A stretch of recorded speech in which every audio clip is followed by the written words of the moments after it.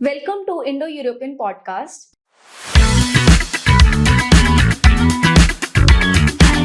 Where we discuss everything you need to know about study in Europe.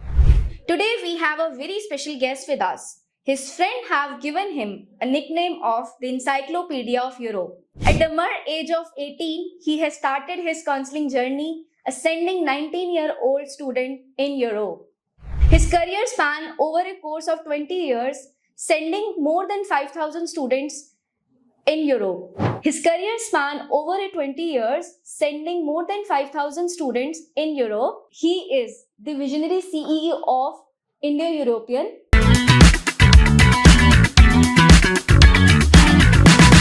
Thank you, Mr. Baba, for joining me today Study in France podcast.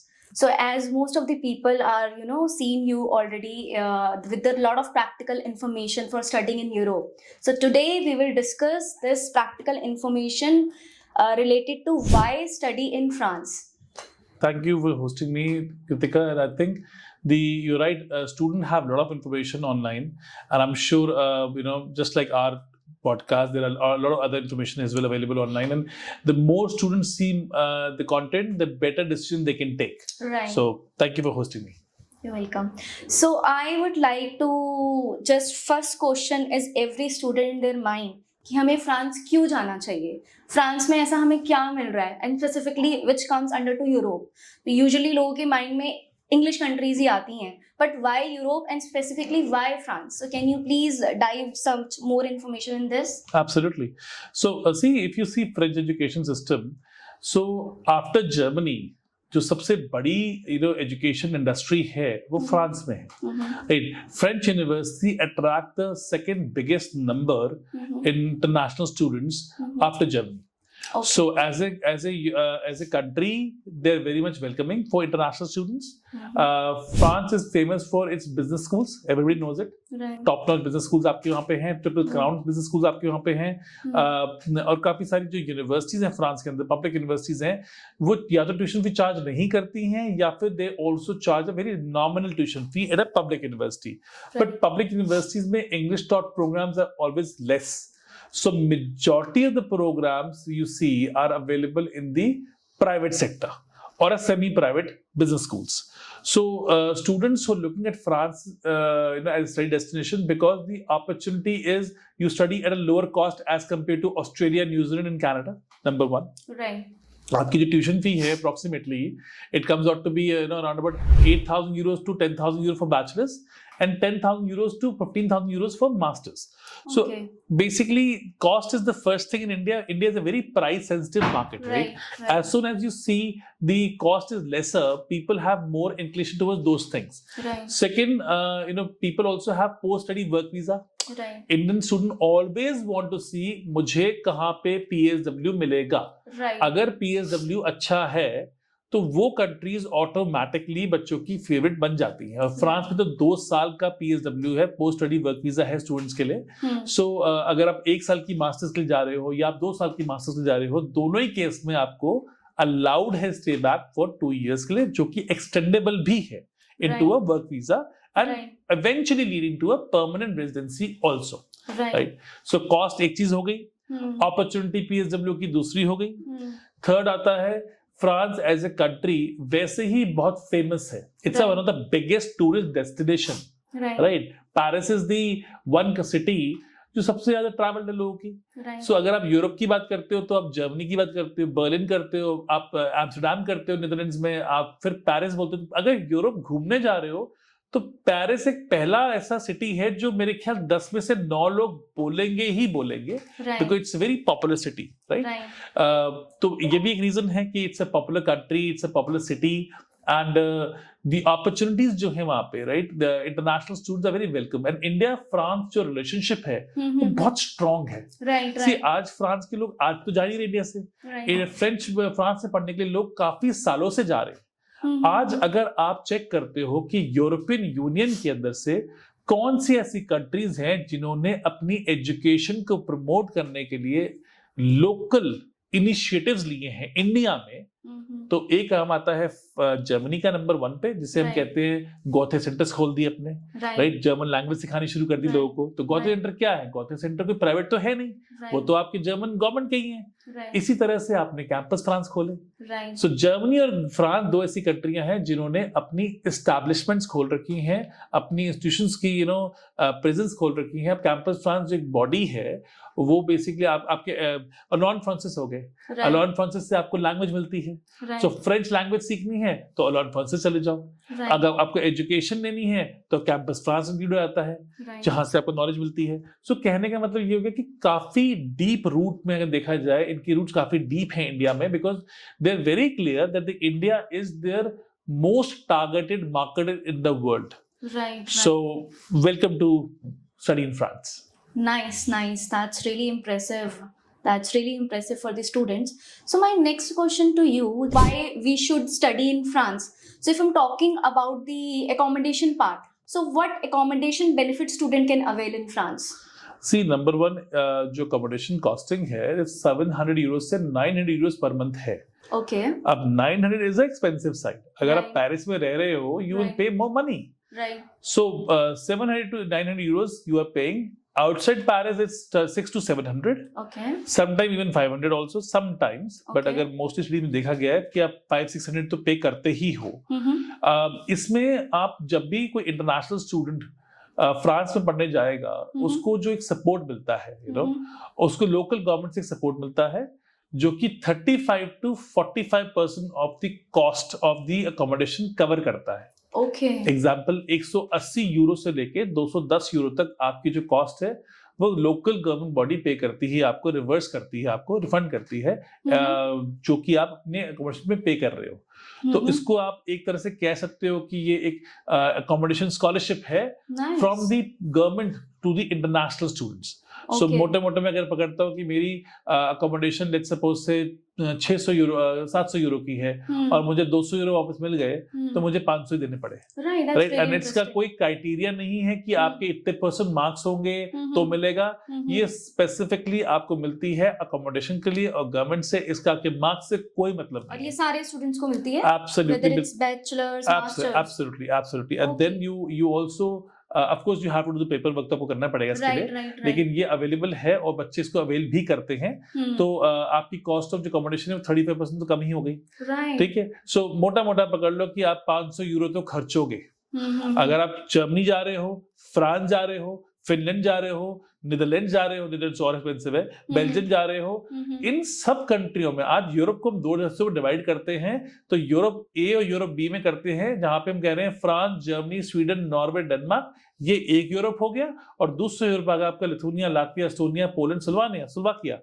तो जो accommodation costing है France की, वो और आपकी Denmark की और Sweden में से अगर कंपेयर करता हूं, तो फ्रांस फिर भी थोड़ा कम पड़ेगा। Okay. थोड़ा बहुत, थोड़ा- मोर और लेस सेम ही है। आपको लगता पड़ेगा कि भाई 500 यूरो से लेके 800 यूरो के बीच में आप ये पे करोगे, depending upon the country and the city you are going to. अब बड़ी सिटी में जाओगे तो ज्यादा पे करोगे। Right, आप right, right. लियोन में जाओ, ठीक है, आप बेसिकली पेरिस से बाहर निकलो, तो आपकी कॉस्ट और कम होती जाएगी। नाइस। Yes. सो आपकी ट्यूशन फीस यहाँ पे सेव हो रही है, आपका एकोमोडेशन कॉस्ट सेव हो रहा है, सो Absolutely. Right, so this is a very good opportunity for the students. So apart from this, students के माइंड में ये आता है कि एकेडमिक तो है कि आपको पोस्ट स्टडी वर्क फ्रॉम मिल रहा है, ट्यूशन फीस भी सेव हो गई, एकोमोडेशन भी सेव होगी, what about the language requirements? So basically education के लिए जब हम जा रहे हैं, एजुकेशन जो आपको इंग्लिश टॉट प्रोग्राम मिल रहे हैं प्योरली, अच्छा फ्रांस में, France has the highest number of English taught program in the Europe. Okay. अगर आप देखते हो जो प्रोग्राम्स की अवेलेबिलिटी है, जो इंस्टीट्यूशंस की अवेलेबिलिटी है, अगर मैं पब्लिक और प्राइवेट को इकट्ठा कर देता हूं और मैं टोटल प्रोग्राम निकालता हूं, तो मेरे ख्याल से फर्स्ट 3 कंट्रीज में फ्रांस फर्स्ट या 2 में आएगा, जिसमें मैक्सिमम नंबर ऑफ प्रोग्राम आपको इंग्लिश में मिल रहे हैं। France is known for fashion, France is known for wines, France is known for business schools. France is also known for engineering and ICT programs. सो ये प्रोग्राम्स आपको काफी मिलेंगे। आप वाइनरी के जितने प्रोग्राम देखोगे ना, बोर्डॉक्स को देख लो, आप बैटल होटल स्कूल देख लो, जो इतने अच्छे प्रोग्राम दे रहे हैं आपको वाइनरी के, जिनके बिहाफ पे काफी इंडियन स्टूडेंट वहां पढ़ने जाते हैं, और पढ़ने के बाद they also come back to India, they also have their own startups as well. So France is also about startup culture. France में आपके पास जो अपॉर्चुनिटी ये है कि जो क्वालिटी ऑफ एजुकेशन है वो अगर प्राइवेट सेक्टर में भी आप हो तो बहुत टॉप नॉच है। राइट। तो फ्रांस के अंदर ये बड़ी अच्छी चीज देखी गई है कि इंग्लिश एजुकेशन मेजरली मिलेगी प्राइवेट सेक्टर में, और जो मिल रही है वो बहुत अच्छी मिल रही है। राइट, हर स्कूल के पास 2 एक्रेडिटेशन तो है ही हैं, कईयों के पास 3 भी हैं, ट्रिपल क्राउन भी हैं। सो और बेसिकली इसी रीजन से काफी स्टूडेंट फ्रांस को जब कंपेयर करते हैं यूएस के साथ और कनाडा के साथ, आज यूएस के अंदर बैचलर पढ़ने जा रहे हो आप, तो आप कम से कम 20 से 25 लाख तो खर्च करोगे ट्यूशन फी के ऊपर, 20 लाख तो कम से कम करोगे। आप फ्रांस में कर रहे हो 10 लाख से 11 लाख, 50% कॉस्ट आ गई है। राइट, और आप बेसिकली यूरोपियन यूनियन में हो तो आपके पास आपको पार्ट टाइम काम करना भी अलाउड है।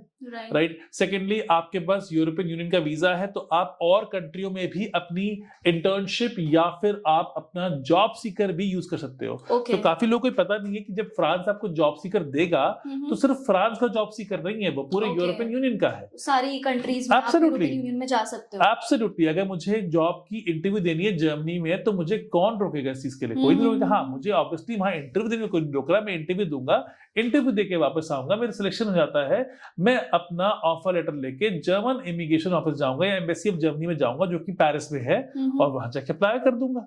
And that's simple as that.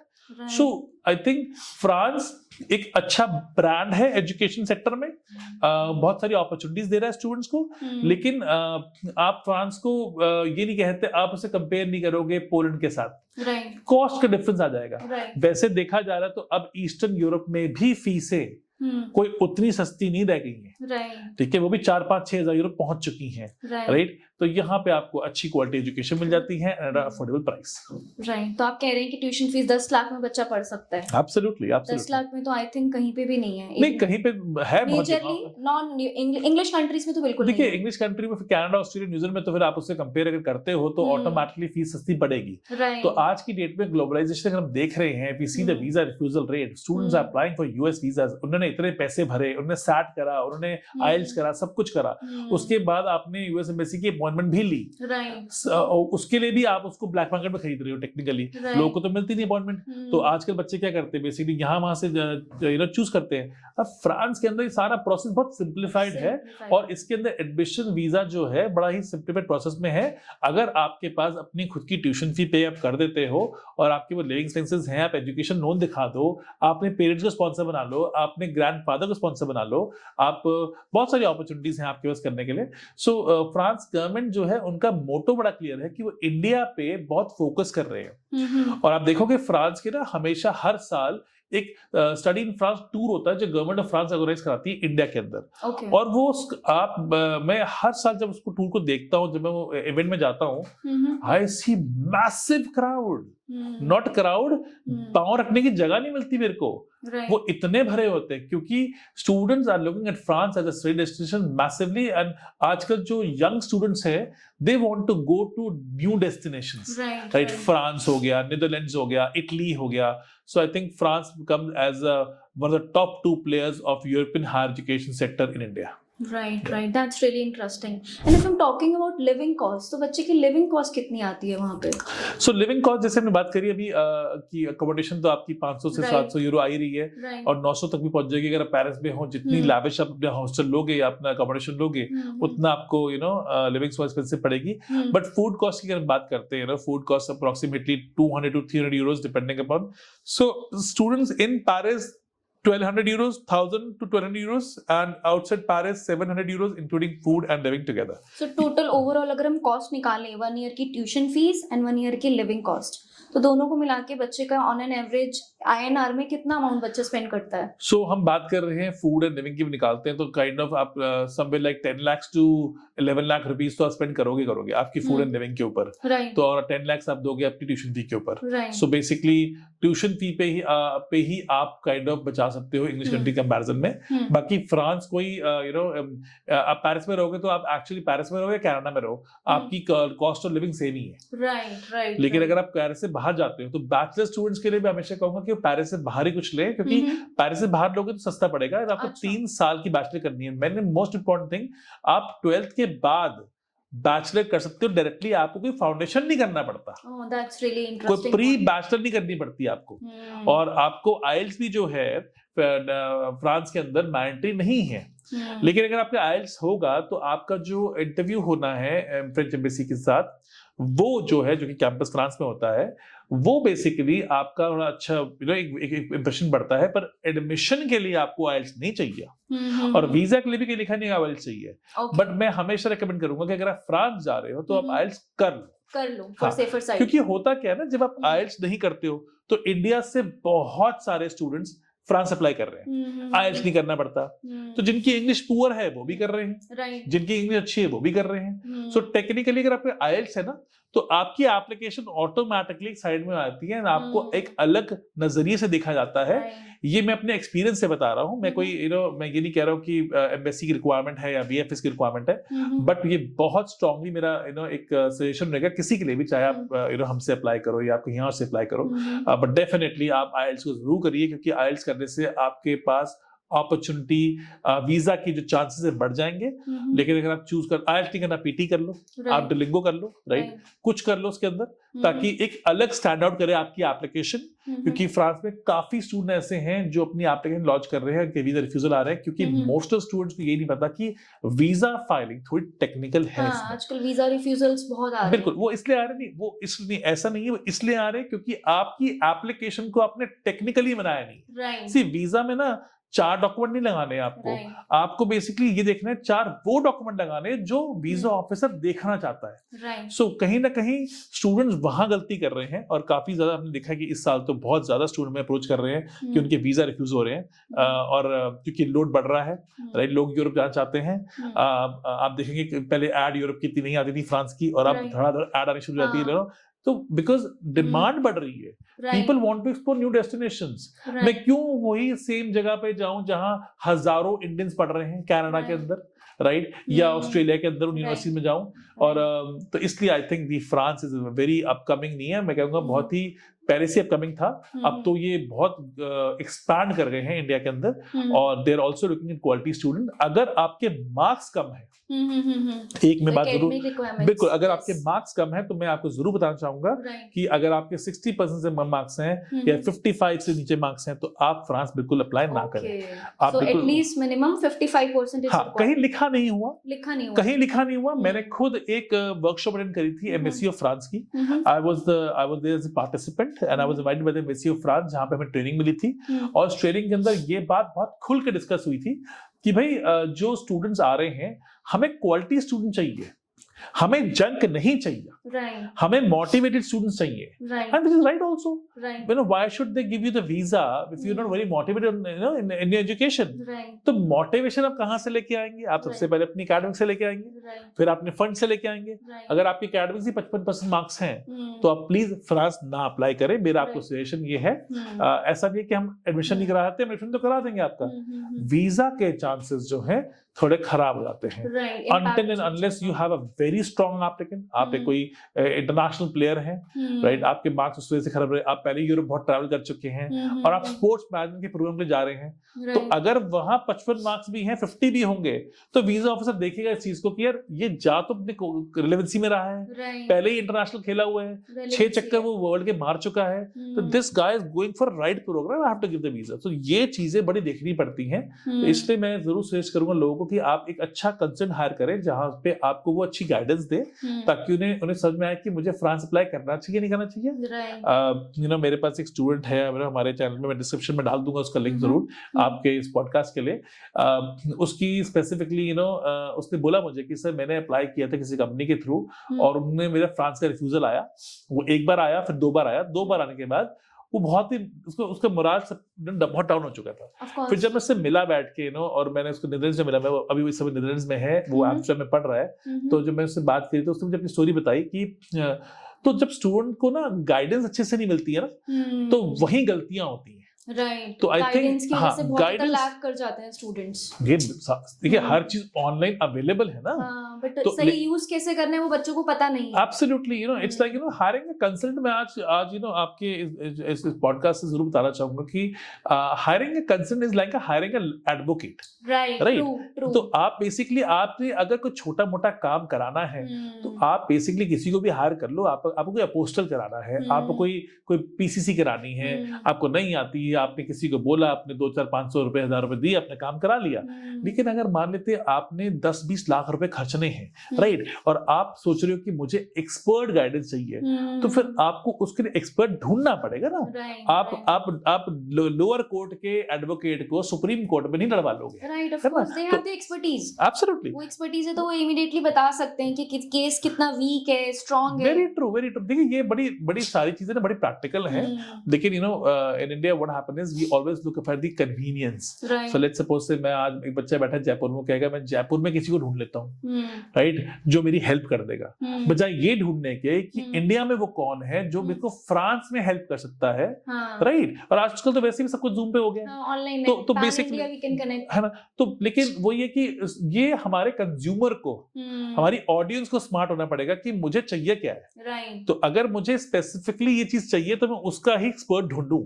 अगर मुझे फ्रांस जाना है तो मैं यूरोप का एक्सपर्ट ढूंढूं, ना कि जिसका कनाडा का एक्सपर्टीज हो, राइट। सो आप देखोगे मेरे कई बार लोग मुझे बोलते हैं कि आप कनाडा में नहीं बोलते, आप यूएस में नहीं बोलते।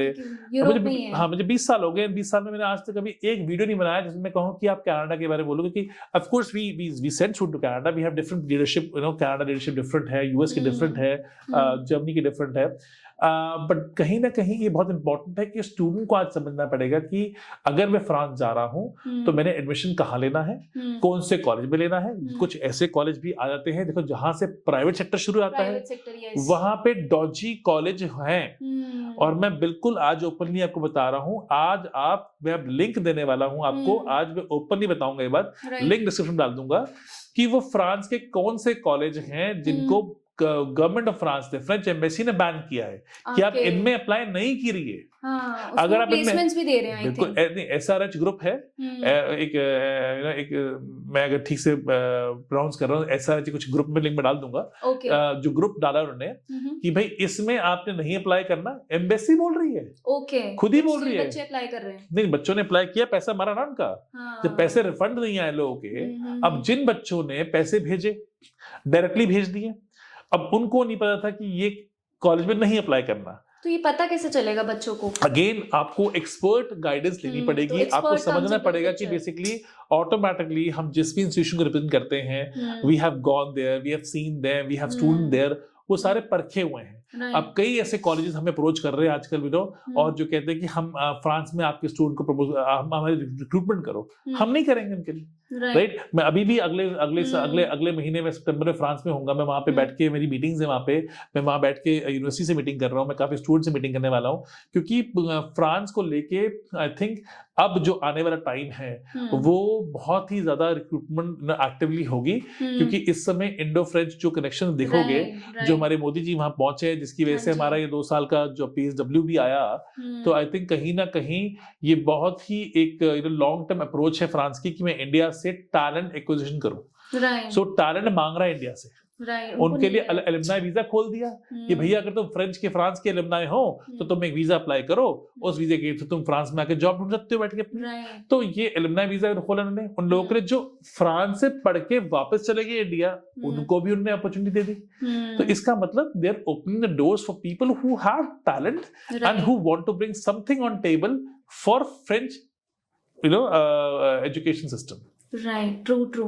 So apart from this, like tuition fees, living cost and language structure, I think scholarship भी हैं, काफी सारे institutions जो हैं scholarships भी देते हैं students को। Absolutely, आप फ्रेंच गवर्नमेंट की बहुत scholarships हैं, आप वो अप्लाई कर सकते हो, पर वही बात है कि उसको अप्लाई करने के लिए आपको इन टाइम अप्लाई करना पड़ता है। आपके 2 इंटेक्स हैं, सितंबर एंड मार्च मेजरली, जो फ्रांस में चलती हैं। कुछ कॉलेजेस के अंदर मल्टीपल इंटेक्स भी हैं, 3 से 4 इंटेक भी होती हैं। सो डिपेंडिंग अपन किस कॉलेज में जा रहे हो, पर मोस्टली जो भी आपकी स्कॉलरशिप्स हैं वो आपको मिलती हैं पब्लिक इंस्टीट्यूशंस के अंदर, ओके और उनकी जो डेडलाइंस है वो आपको ऑनलाइन मिल जाएंगी काफी, आप वो अप्लाई कर सकते हो।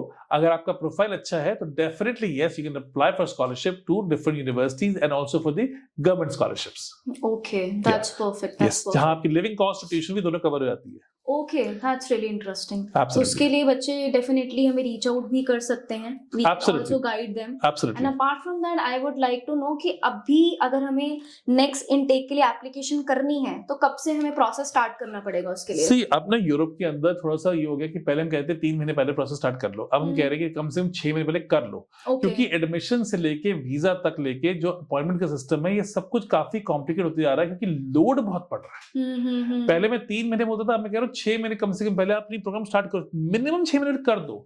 अगर आप चाहते हो कि आप अपनी क्लास में ओरिएंटेशन से डे से पहले पहुंचो तो कम से कम 6 से 7 महीने पहले आपकी एप्लीकेशन स्टार्ट हो जानी चाहिए। According to you January intake January 25 के लिए अगर हम प्लान कर रहे हैं, this is the right time to बिल्कुल ठीक, इसी टाइम अगर आपने अप्लाई कर लिया, देखिए बेसिकली आपको हम एडमिशन करा के देंगे, एडमिशन आप ट्यूशन भी ट्रांसफर करोगे, आपको एजुकेशन लोन चाहिए होगा, आपको लोन दिलवाएंगे, इन सबके अंदर ही कितने का अप्रोक्सीमेटली 2 से 3 महीने खा जाता बच्चा। प्रैक्टिकल आज बच्चे ने आपने दी हमारे को, वो आपने हमने भेजी है, उसका इंटरव्यू होगा, यूनिवर्सिटी इंटरव्यू लेगी, इंटरव्यू ही अपने आप में 2 हफ्ते बाद आता है। फिर बच्चा कहता है जी मैं आज अवेलेबल नहीं हूँ, फिर वो इंटरव्यू होता है, फिर वहां से आंसर आता है, फिर लेटर आता है, फिर फीस पे करनी है, करते करते 2.5-3 महीने यहाँ खत्म हो गए आपके।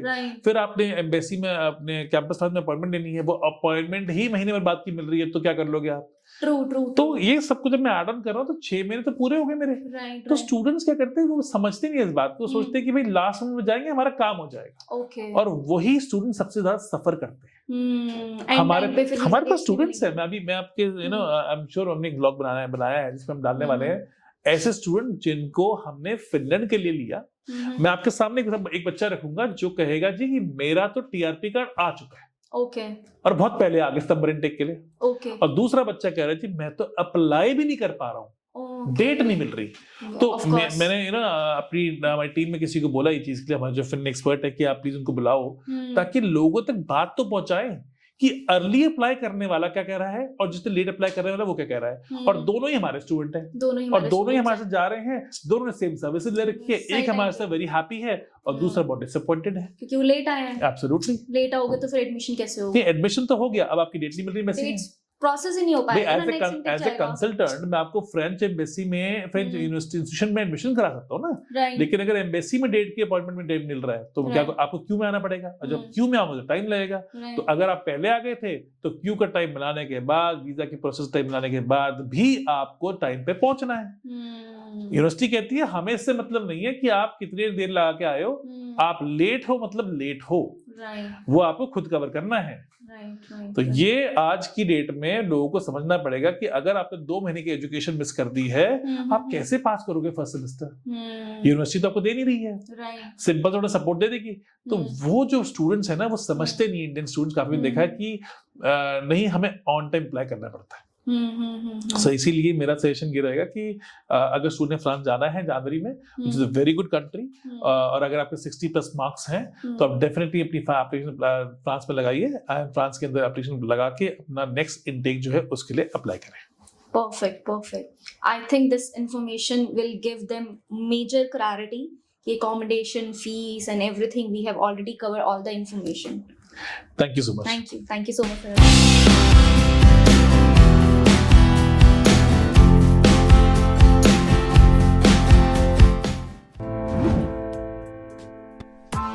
Press the bell icon on the YouTube app and never miss another update.